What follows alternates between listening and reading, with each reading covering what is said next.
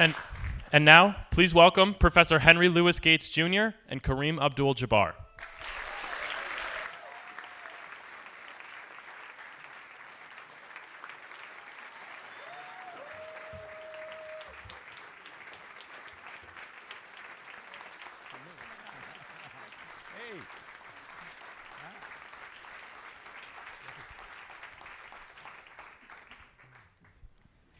Thank you, everyone. Let's give it up one more time. Kareem Abdul-Jabbar.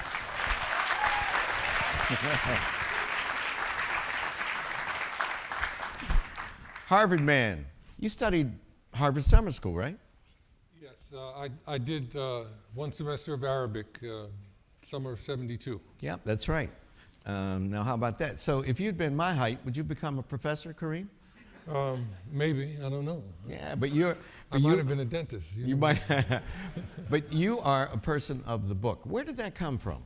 Your love of knowledge. From my dad. My dad was an avid reader, was always reading stuff, always had his nose in a book, different things, technical stuff. So I just, at an early age, realized that there was a lot of information in books, and I tried to find a lot of things out, and my dad would never answer a question for me. He would always hand me a book. So encyclopedias? Were they big in your family? No encyclopedias, just random stuff. Huh.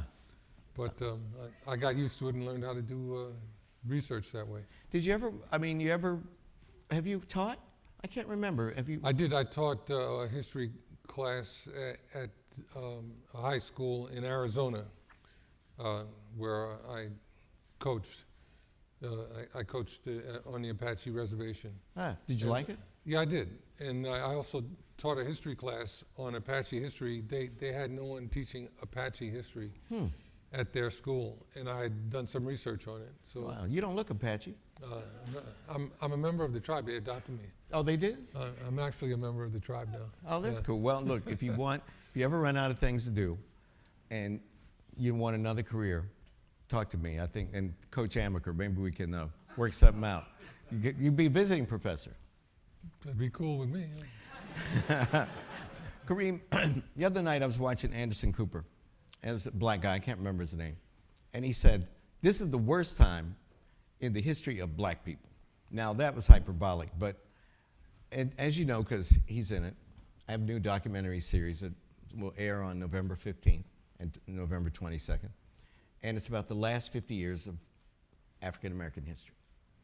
So the conceit is, Tommy, if Dr. King came back and he said, "What's happened since I've been gone?" Right? Exactly. Are things good or things bad? What would you say? I'd say there have been some improvements, and some things have gone south, and we still have a lot of work to do.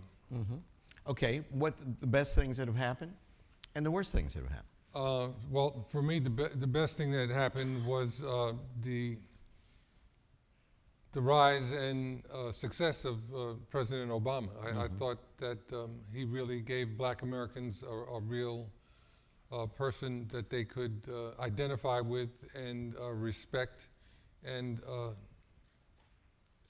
give it as an example of black contribution to our nation. And how's he done, do you think? I think he's done very well. I think he could have done a lot better if he had had the cooperation of Congress, but the Republicans decided that they were going to try to sabotage everything that he did, and that was very disappointing for me. Do you think that was a function of race? I do. You do? I do. Mitch McConnell, immediately, before Obama had a chance to screw up anything, he immediately said, we're going to do what we can to see that he's not successful. Yeah, you're absolutely right, and they absolutely did. They did the best job they could do. Do you think that Donald Trump's rise is directly related to the presence of a black man in the White House elected twice? Yes, I do. Do you? I think it's making, for people who, their sense of everything is good and as it should be, is that white people are in charge of everything. They started to get a little shaky when they saw that a black American had been elected president of the United States. I think Okay. it was certainly a knee-jerk reaction. It has nothing to do with his qualifications or his loyalty to and love of our country. I remember recently Donald Trump was commenting about you. Did you have a Twitter exchange? Was that? Yeah, what we was had a quick exchange. Did you demolish him, Kareem? Well, I crumpled up what he had to say and threw it, I sky-hooked it into the waste paper basket. Okay, the black middle class has doubled since Dr. King died. Black upper middle class has quadrupled because of affirmative action. People like me, people in our generation, benefited, were able to integrate historically white institutions and power structures because of affirmative action. But the percentage of black children living at or beneath the poverty line is almost exactly the same as it was when Dr. King was alive. 1970, the closest statistic we have for that period, there were just over 41% of all black children lived in poverty. And in 2010, the most recent statistic, 38.2%. So basically, that has stayed stable. How do we explain that? How do we explain the fact that it's the best of times for so many black people, but it's the worst of times for so many black people? We have a black man in the White House, but we still need Black Lives Matter.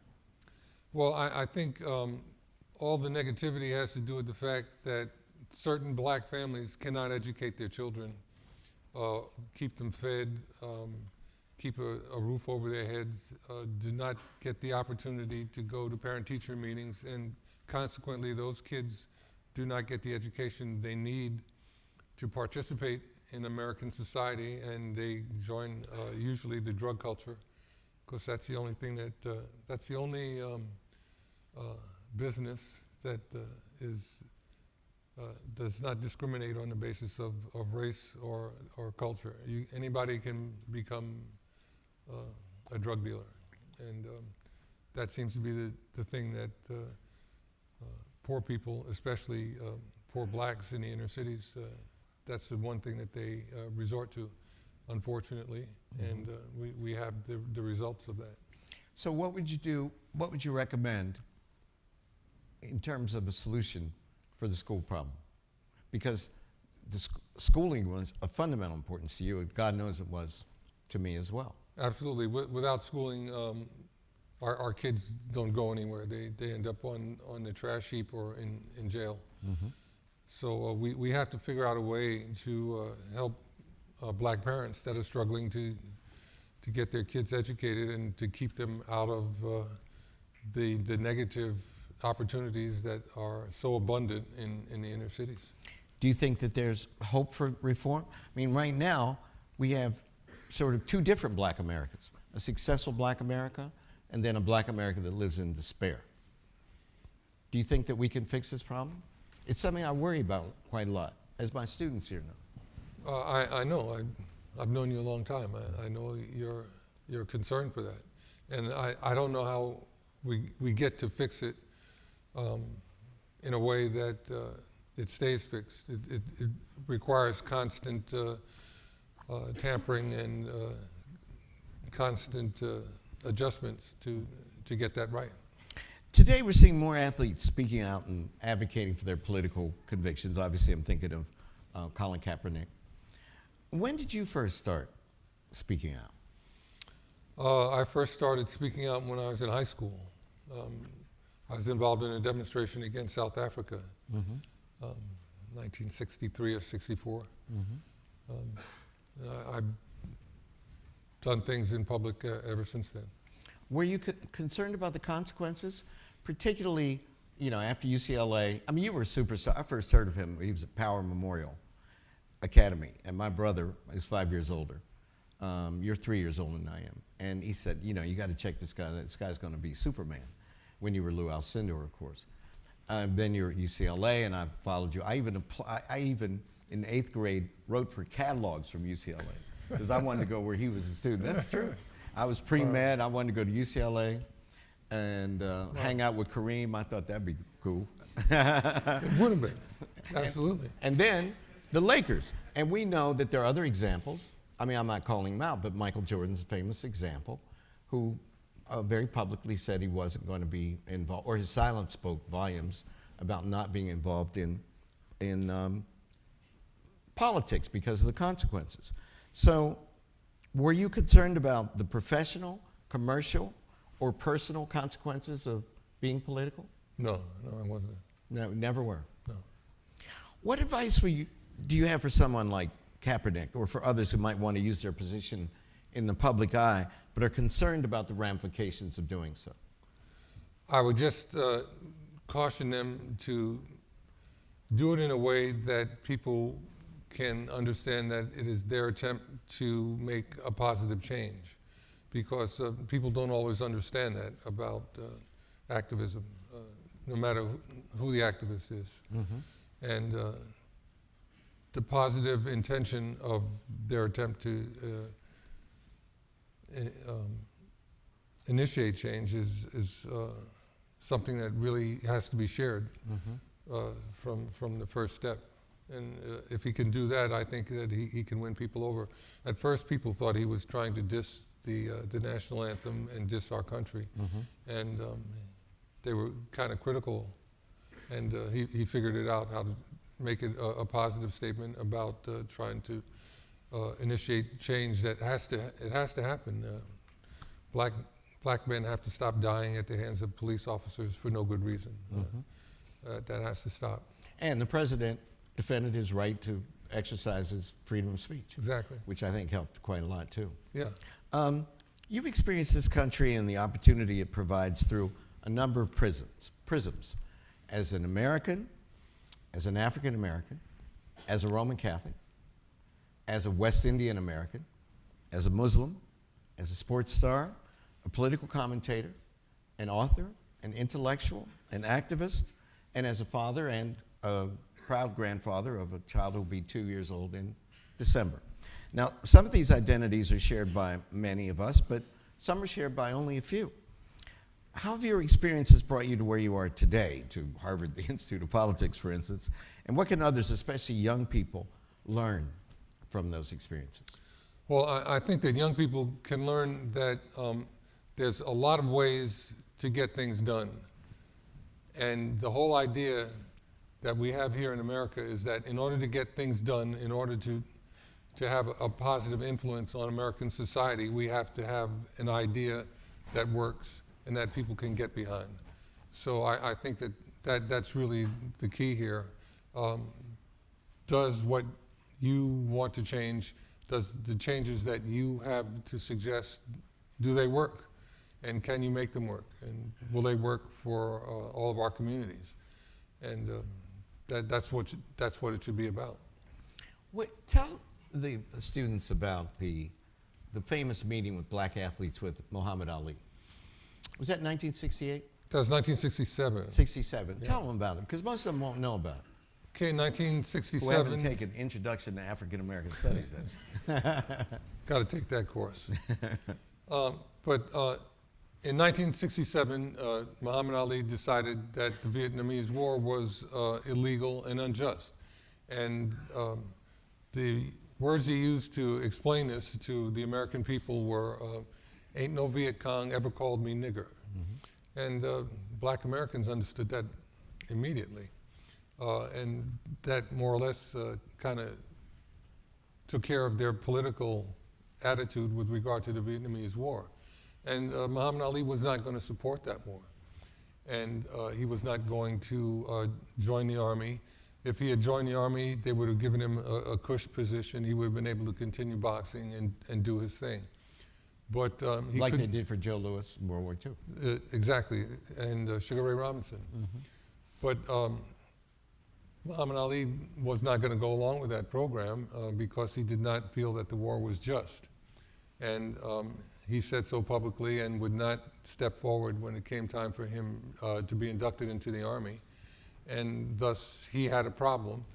And people who cared a lot about him, like Jim Brown and Bill Russell, they wanted to do something to try to help him. So they convened a summit meeting in Cleveland, Ohio, of prominent black athletes.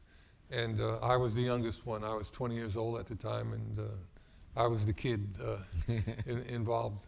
but it was a number of athletes from the NBA, the NFL, and Muhammad Ali as a professional boxer, and other people who had political aspirations. But we all got together in Cleveland and tried to figure out how we could help Muhammad Ali deal with his problems with the federal government. Of course, there was nothing we could do. We were powerless, and he had to deal with his issues in court. But the Supreme Court found in his favor and reinstated his title, and he got back his boxing license. And America realized that, yes, indeed, the Vietnamese War was unjust and illegal. But we had to go through all of that to get to that point. Was there any attempt to change his mind within this group, or to say, look, you know, man, come on, they're going to try to destroy you, which of course they tried to do, at the actual meeting? Yeah, people tried to speak to Ali in practical terms, but he figured that, you know, he'd already made his public statement and people understood where he was coming from, and there was no need for him to adjust. You know, he felt that he was on the right track, and he was going to maintain his position. What did Ali mean to you in terms of his political commitment, in terms of his embrace of Islam? Was that related to your conversion at all? No, I didn't want to be in the black Muslims. Mm-hmm. But I thought Ali was an incredible athlete, and as the heavyweight champion of the world, I admired him and supported him. Mm-hmm. I really enjoyed when he would go to Sonny Liston's camp and antagonize him and get him to run and chase him around. I knew that he had already won the fight at that point. He was amazing. And did you ever try that with your opponents at the Lakers? No, you never. That was not my course. I didn't have that courage, and I didn't have that boxing ability, so I didn't want people chasing me. But he was an incredible human being, and he was somebody that we all admired, no matter what his political ideas were. I admired what he had to say as a man and as a black American. Of course, later on, the Nation of Islam stopped practicing what they thought was Islam and started practicing Orthodox Islam. Mm-hmm. And at that point, we had no differences in terms of our religious beliefs. Mm-hmm. Let's talk about race in America for a few minutes. How can our politicians and our leaders do a better job of bridging the enormous divide that too often exists between white people and people of color in this country? I think just some practical honesty about the way things are, not the way that they should be, but honesty about the way things are in our country, about the fact that if a white person commits a crime and a black person commits the same crime, the white person is punished to a much lesser degree than a black person. Mm-hmm. This is a fact. Mm-hmm. There are other facts, voter suppression, the whole idea of who is American, who is acceptable as American, who is beautiful, all of these ideas of identity and just belonging that affect black Americans in a different way than they affect white Americans. We have to speak about these things honestly and directly, or we won't be able to deal with the problems that they create. Mm-hmm. What we talked about earlier, the crime and suffering in the black community has a lot to do with how black Americans are viewed. Mm-hmm. And we have to work hard to change this. This has not changed in the 200 odd years that our country has existed. Let's talk about how different groups view events. Sometimes it's very easy to call certain language or certain beliefs racist and just leave it at that. But when there are recorded events that different groups actually see and understand differently, and you remember the different reactions between our communities about the O.J. verdict, right? Or many shootings of unarmed black men in recent years, then we have a big problem on our hands. I mean, I had white friends that said, how could black people be happy that O.J. Simpson, was acquitted? He clearly was guilty, et cetera, et cetera. What is needed to remedy this situation? Or how do we adjudicate between two different points of view about the same objective situation? Well, I think the fact that so many phone cameras are out here has enabled black Americans to show everyone in the world what we're dealing with. When people see how our people are shot down and brutalized for no good reason, just because they're feared. The way that the media portrays black Americans is a very negative thing, and it creates a fear in law enforcement people. Yes. And they feel that they have to fear black people because they're criminals, And they have to anticipate being shot by shooting, et cetera, et cetera. et cetera. And it's a very negative spin that develops, and young black men end up being dead. We have to deal with that from both directions, from the white community and the black community. Have you ever been hassled by the police? Of course, yeah. Really? Driving while black? On the New Jersey Turnpike, definitely. And then just walking the streets of New York, being raised in New York. There were times when I was suspect because I was a Negro, and a tall Negro. You might be a criminal, It's unfortunate, but that has been our fate in this country just because of the history that we all know too much about. You're, speaking of Muhammad Ali, you're one of the most famous Muslims in the whole of the United States, perhaps second only to the late Muhammad Ali. If you could teach Americans, and this is in terms of cultural diversity, multiculturalism, and the kind of education that a liberal arts, a cosmopolitan liberal arts education that we stand for at Harvard, if you could teach Americans one thing about Islam, what would that be? That we all worship the same creator. Muslims worship the God of Abraham, as do Jews and Christians. That's a surprise to many people. I get tired of seeing so many people on TV talking about they worship a false God and all that. No, we worship the same God that you worship, the same God that revealed the Quran, revealed the Torah and the Bible. Well, what would it take to affect that revolution in education? Right now, people demonize Muslims, without a doubt. People don't understand the religion. And I think the worst thing is they don't understand the contributions that Muslims have made to world culture. Oh my God, yes. Especially in the sciences.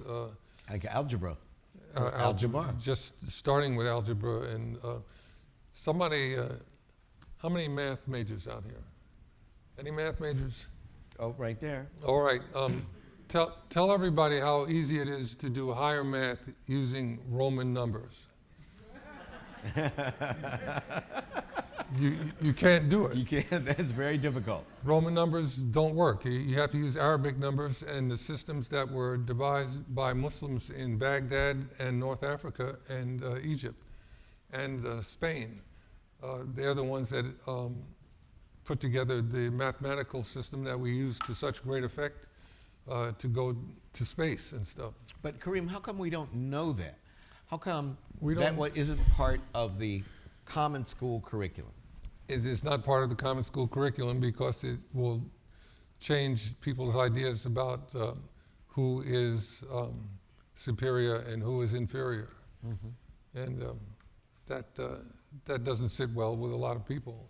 It's disturbing for some people to know that Arabs and Muslims created so much of what we now use as our technological foundation. Or that a big chunk of the Iberian Peninsula was Muslim for over 700 years. 700 years, Andalusia. yeah. Right. And, but often in the history books, it's almost like, well, the Arabs are there, and blink your eye, and then they're gone. They're gone. They were like 8 centuries. and when they're gone, all of a sudden there's a renaissance that enables Europeans to go out and rule the world. What was it, if I can ask you a personal question in public? I've asked you many personal questions in private. But What was it about Islam that, I mean, why then? Why that religion? Why did you convert? I converted. I read the autobiography of Malcolm X, and that really had. I read the autobiography of Malcolm X because he read the autobiography of Malcolm X. It's true, because there was a profile, Richard Taylor knows this, in Ebony Magazine, and you said that you had endorsed that book. It was a great book. I ordered it through the Book of the Month Club, because I was in Piedmont, West Virginia. You cannot get black books in Piedmont, West Virginia. And I read that book, cover to cover, stayed up, flashlight, on the cover, gave it to my dad to read. And it's one of the greatest books of all time. But anyway, book. continue.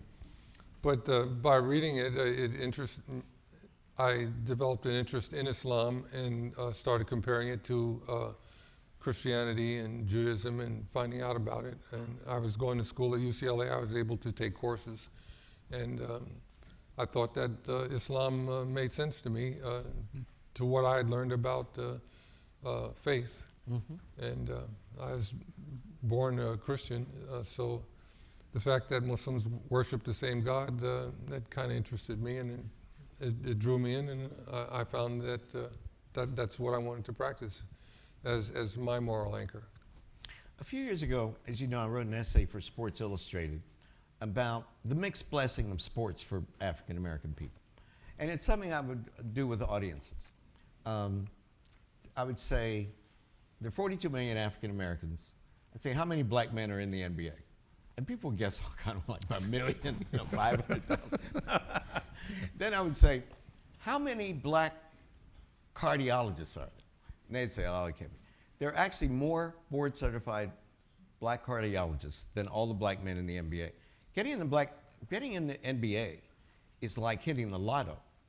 But somehow there is a perception that it's easier for our kids to make it into professional sports, basketball and then football, than to go to med school or dental school or law school, et cetera, which is just not true statistically. And I know it's a bit more complicated than I'm saying, but overall the statistics are absolute. Have sports been good for our people overall or not? Sports has been good for our people in some ways. It enables other Americans to see that we enjoy some of the same things that they enjoy, and that we have courage and the ability to compete and be smart. For the longest time, there were no black quarterbacks because blacks weren't supposed to have the intelligence to be able to take a snap and throw a football. And remember all those plays. Remember all those complicated plays. But we've gotten past that. And coaches too. Oh, absolutely. The coaching aspect of it has had a lot to do with how people saw us and our intelligence or lack of intelligence. It's an ongoing thing. We're always seen as being not quite up to par, not up to snuff, less than in intellectual matters. And Brown v. Board was preceded by 7 years with the integration of the big leagues, baseball, through Jackie Robinson. Exactly. So sports have played a crucial role. Jesse Owens at the Olympics. But on the other hand, there are a lot of our kids who give up on education because they think they have a better chance on the playing field. Exactly. So how do we speak to that? They're not going to be Kareem Jabbar. They're not going to make it in the NBA. It's so much easier for a young person to go and educate themselves. Science, technology, engineering, and math have all of the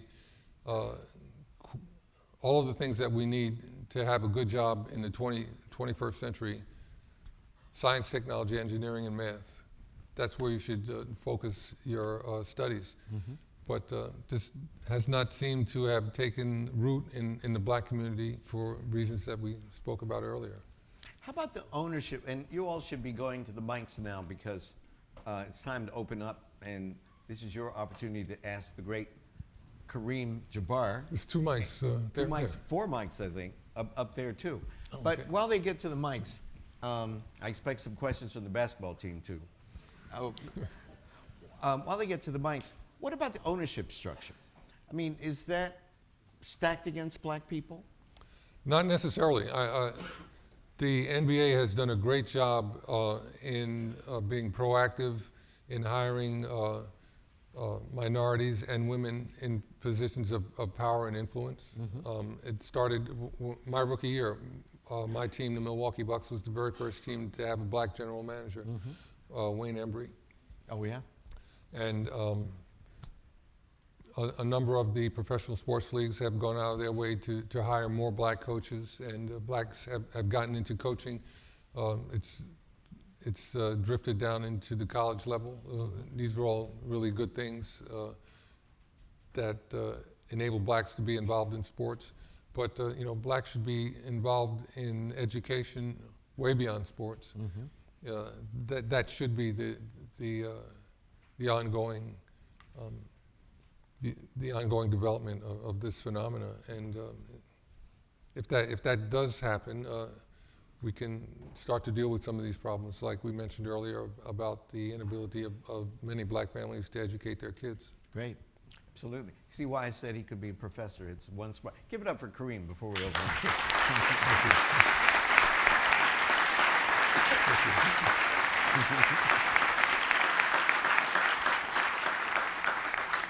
Yes. Hi. Oh, it's not working. I'll just speak loudly. No, it's working. Oh, sorry. Thank you so much for coming. It's really a great honor to hear you speak.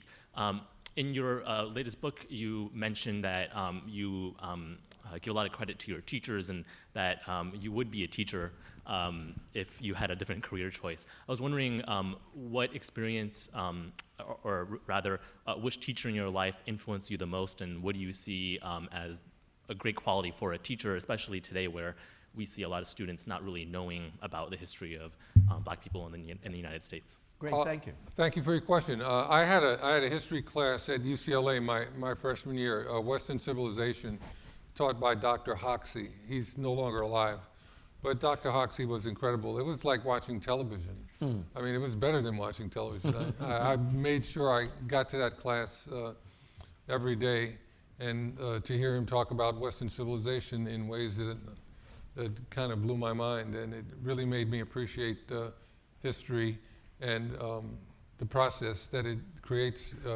inside a human being to learn about human history and how profound it is and how important it is. And so I would say that Dr. Hoxie's class in Western Civ really was my introduction to history as something that really motivated me and enabled me to know a lot more. What was your major? I forget. I was double major, history and English. History and English. Yeah. Oh, great. And my BA is in history, my PhD is in English. That's one reason we like each other. Awesome. Yes. Hello, I'm Akinwande Lolude. I'm here at the Kennedy School in the MPAID program. Great. And having two of the most prominent people who fought for civil rights and who fought for religious rights and the rights of people of color, I'd just like to know, do you think that that's a great thing to fight for civil rights? Because that means that some people have to fight for their rights and other people just get their rights. And how can we change that? I think everybody has to fight for their rights, especially people who don't have them or who have seen their rights curtailed. I think that's something that everybody has to assess for themselves and go out and proactively deal with. If you feel that you don't have all of the rights that you should have, you have to open up your mouth and Well, I mean, specifically, like, some people have all the rights and they don't have to have a civil rights Right. fight. You're saying, and you're Well, I saying think what he will, means is- will we reach a point where you don't have to, you just assume your rights, Yes, right? sir, but I think what you're talking about has to do also with wealth. Wealth is a big factor in that, because people with wealth don't have to worry about a lot of things that people that don't have wealth have to worry about. You mean I'm not black, I'm Michael Jordan. That ends up being part of it. So yeah. wealth can trump race. It can, absolutely. Yes. Hi, my name is Clifford Courvoisier. I'm a freshman here at Harvard College. Thank you very much for coming. It's an honor to hear you speak. My question just was, what's one small thing that you can tell us as Harvard students that we can do to make a difference? Can you give us a task? Get to know other students that don't look like you. And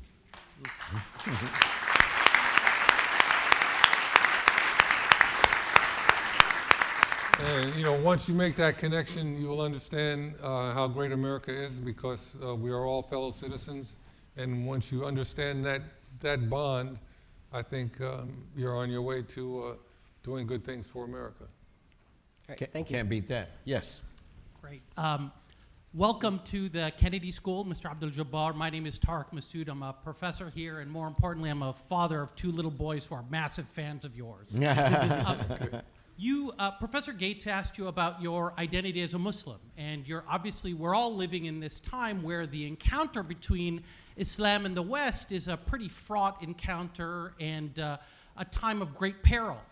What can you say to Muslims? What would you say to American policymakers? What do we need to do to kind of heal this moment of great peril between Islam and the West? That's Kareem, but just to historicize, this is not the first crisis in Christendom between Islam and Christianity. Like, I know you're not saying that. I'm just footnoting for the audience. He just wasn't living during those times. No, right.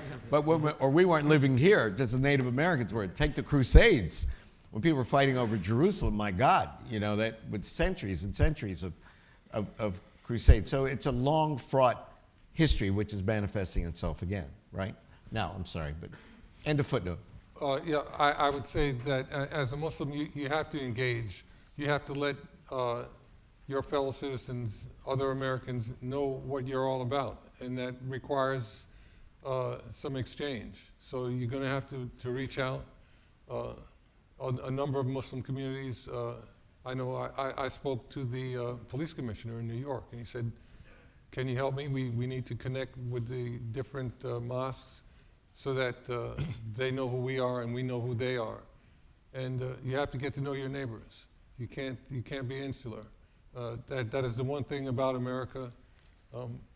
All Americans know other Americans of very various backgrounds and crazy attitudes and wonderful thoughts that have nothing to do with your cultural basis. And I think that's one of the great things about America. We get to learn from each other in very interesting ways. And now people have to learn what it's like to be a Muslim and to be discriminated against for things that aren't necessarily your fault. And you have to be able to communicate that. So through your community or your mosque or wherever you attend or whatever Islamic group that you belong to, you need to reach out. By doing that, you'll achieve what you want to achieve. And sometimes it's the smallest gestures. In our lecture course last year, there was a woman who was a Muslim and she wore a veil. And every day I'd come in, she was always there by the time I got there, and I'd say, Assalamu alaikum. I mean, just what you would do. And right before graduation, she came to see me. And she told me I was the only professor who'd ever spoken to her in Arabic, or not like I know anything. All I know is Assalamu alaikum and wa alaikum salam. But, and I was very moved by that. I mean, she just said, I want to thank you, and I hadn't thought about that. But that small gesture made a difference to her. She said it made her feel at home. And it's the kind of thing I think that we could do instead of looking at someone with a veil is obviously different and then demonizing or her looking askance at I guess my question, though, was also as much about what what you would say to non-Muslims about how they should engage with Islam and Muslim communities. So what you said about Muslims was very important, that they need to be more engaging with their neighbors. But what about the other side? Is what I wanted you to talk. Okay, thank you. The non-Muslims. Oh, well, I think we have to get to the point where we can explain to non-Muslims what it is that we believe in. And again, that requires that you engage. And we have to understand that they might be afraid. There are things that have happened that everybody should be afraid of. Mm-hmm. So we have to be able to allay those fears in our fellow citizens and let them know that we're not crazy and we're not violent. That's on everybody. And that craziness is colorblind and agnostic, right? And Absolutely. everybody's got crazy people. Yes. Hi, it's so great to hear from both of you. I'm a former high school English and history teacher, going along with that theme, and now I'm studying education policy at the Graduate School of Education. And actually, I was just talking with a former high school student of mine right before I came here, and I said I had to go hear Kareem Abdul-Jabbar speak, and he was like, Kareem Abdul-Jabbar! So it's the professor's sons as well as my former students. But what I'm curious about specifically is what you said about specifically if we knew more broadly that various groups have made contributions to make the world what it is, specifically the example of Islam and math, but 1,000 other examples, it would shift ideas of who's valuable, and it would shift ideas from there being a superior white group and everyone else being inferior. What I'm curious about specifically from an education angle is when you've seen educators or people who have influence in education able to make that shift where they realize we need to be including broader perspectives, what is it that brings about that shift? What is what? Like what have you seen that works in terms of shifting a teacher's, a principal's, a district leader's mindset to be able to Become more advocate, tolerant. to become more tolerant, but also in terms of how that plays out in advocating what kinds of education kids should Well, receive? I think the most important aspect of that is that it gives a lot more people a chance to contribute. So all of a sudden you're open to hearing other people's ideas that these are people that you were suspicious of 2 days ago. And all of a sudden now you're willing to listen. And that's the exchange. You know, once the exchange starts, everything changes. And we find out who our neighbors are and who the people are that we like among groups that I don't know anybody of those people. Now all of a sudden there's an exchange going on. And that is basically why I wrote my book. We have to get back to talking to each other. Just in the same way that when they were trying to form the Constitution, everybody had to go down to Philadelphia and argue for 12 hours a day until we got the Constitution worked out. And that couldn't have been fun. And they must have hated each other at certain points. But look what we ended up with. So I think that that's the best template for us. Colloquy, dialogue, Dialogue. and absolutely. education. Yeah. Shed more light on it. Yeah. You know, and we have to revolutionize how we teach here in the ed school. When we were coming along, we taught Western Civ. Western Civ was just about white people and white males. You didn't know that Islam was fundamentally, inextricably intertwined with the history of Western civilization for 8 centuries in what's now Spain, right? So, and American history. It's one thing to celebrate Black History Month, but every day should be Black History Month because there is no such thing as American history without Black history. So it has to be integrated. It has to be integrated. And that way, because the schools always shape citizens in this country. Remember when my country 'tis of thee, I pledge allegiance to the flag? The teacher didn't say this is Citizenship Day. They just did it, and that shaped you as a citizen. And that's what we have to do with our knowledge of Islam, lesbian and gay, queer issues, et cetera, et cetera, et cetera. Every form of difference. We have to integrate the narrative. Yes? Thank you so much for taking the time to come down here and give it to us. Your comments brought up the quote, I forget who said it, but you can't be what you can't see. And I was thinking about that from the perspective of black people in basketball. It's easy for people to get the impression that that's what black people in America do, and I've lived abroad and you hear this a lot more there than here, when every night you can turn on TV and there are 82 games a season and a lot of the faces are black. There's no equivalent for cardiologists, black or otherwise. You can't turn on the TV and watch them. At the same time, people don't go and play basketball in order to be an ethnicity. They don't go and become a cardiologist to be a black cardiologist. They go to do it because that's what they do. And so people are always sort of being asked to represent in this way, even if that's not what primarily they want to do. It's even harder when it comes to faith, because faith is not something that you see. I mean, Muslim people are everywhere hiding in plain sight. When I go to a basketball court and play pickup basketball, I'm not going there as a doctor or a mathematical biologist or a Muslim person. I'm going there just to shoot around. But as a result, the stereotypes get built up and the stereotypes get reinforced because people watching see what they see. Yes. So my question to you is, has that changed, and what can we do about it so that you can't be what you can't see sort of goes away? Okay. Well, I think that that always is something that has to be overcome because people have, they get ideas in their head, and until they get to a point where they can see that stereotype or that poor example is not really the rule, there's no breakthrough. So, you just have to be patient and wait and hope for that point where there can be a breakthrough and people get a chance to understand what actually the facts are. And the role models are important not only for, in this case, black people or non-black people, but for black people. It's important that black kids know that they could be a brain surgeon or a cardiologist, as well as a basketball player or football player, right? It's very, very important in terms of identity formation. Yes, sir, you've been very patient. No problem. Hi, my name is Robert Rush, and I'm a junior here at the college.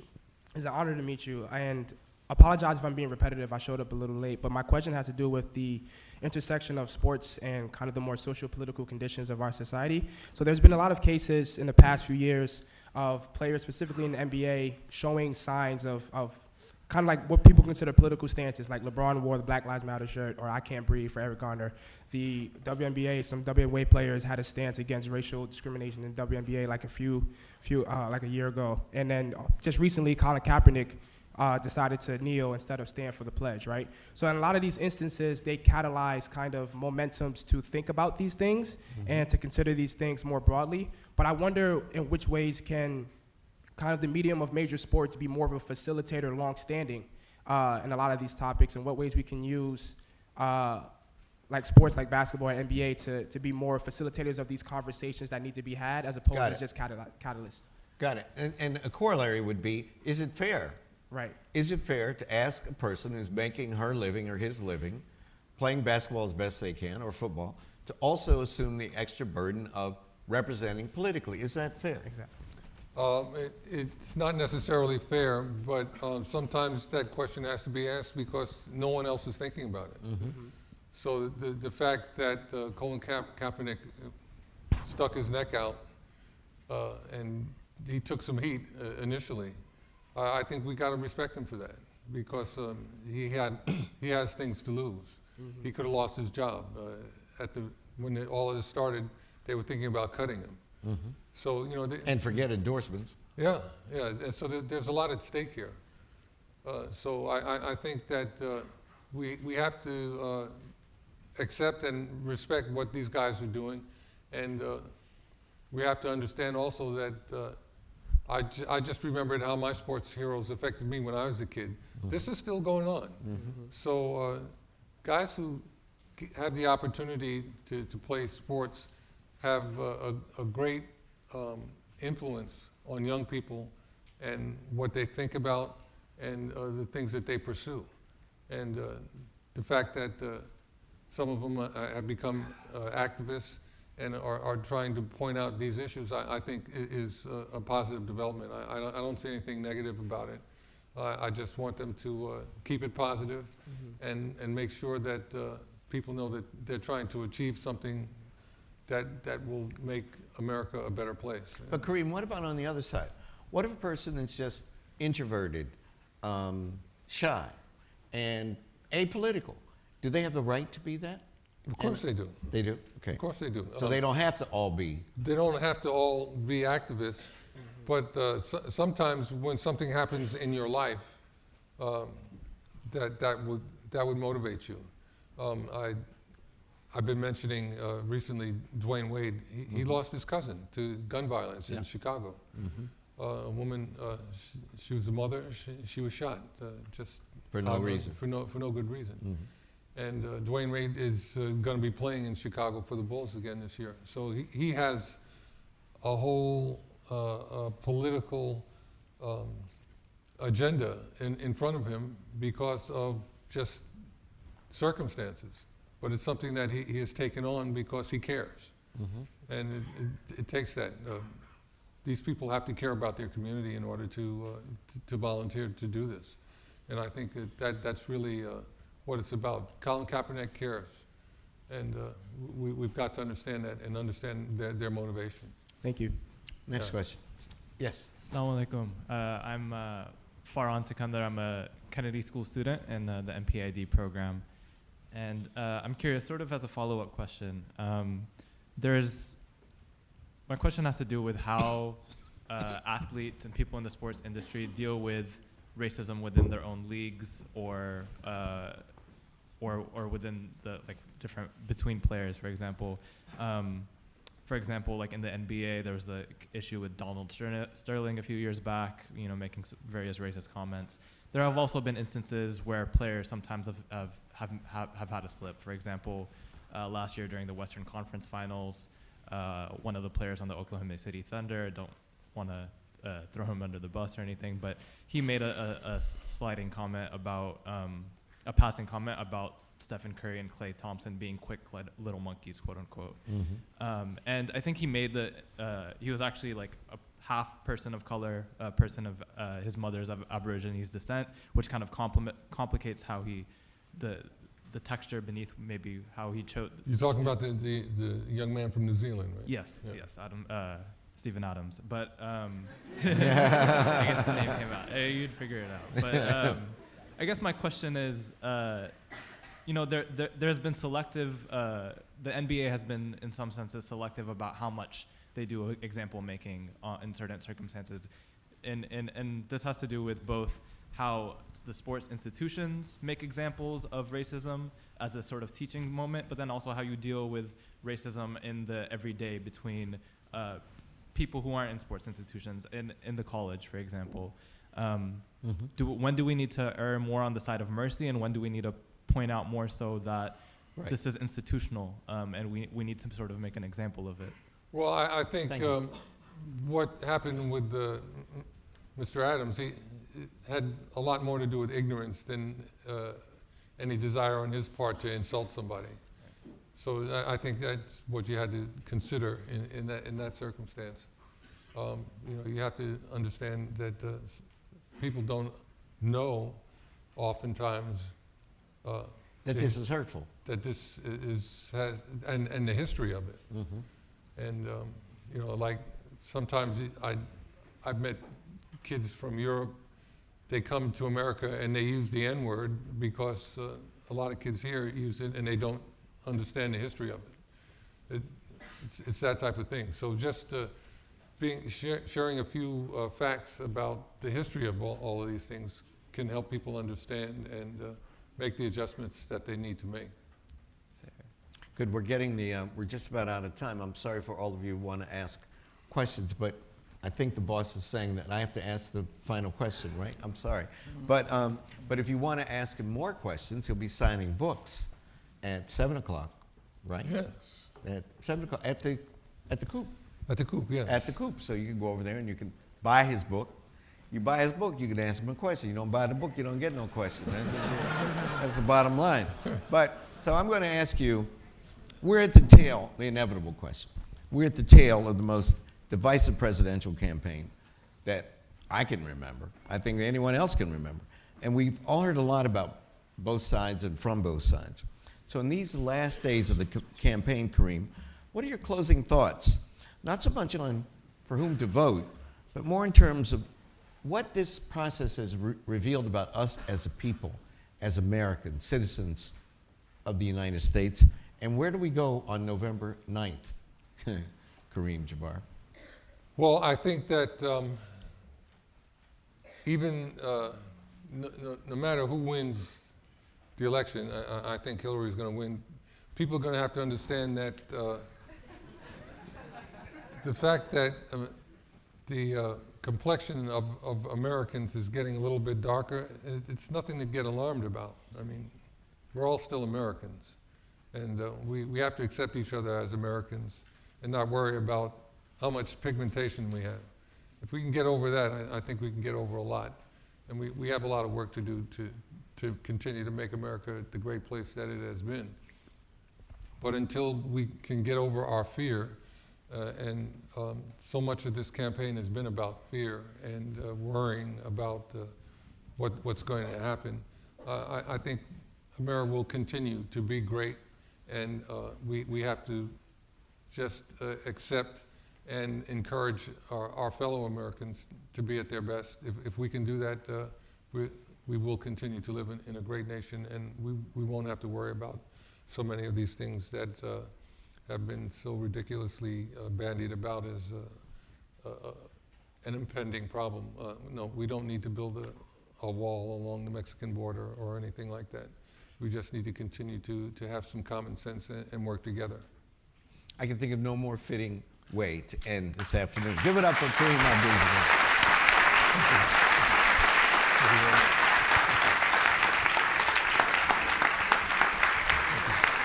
These people never give up standing ovation.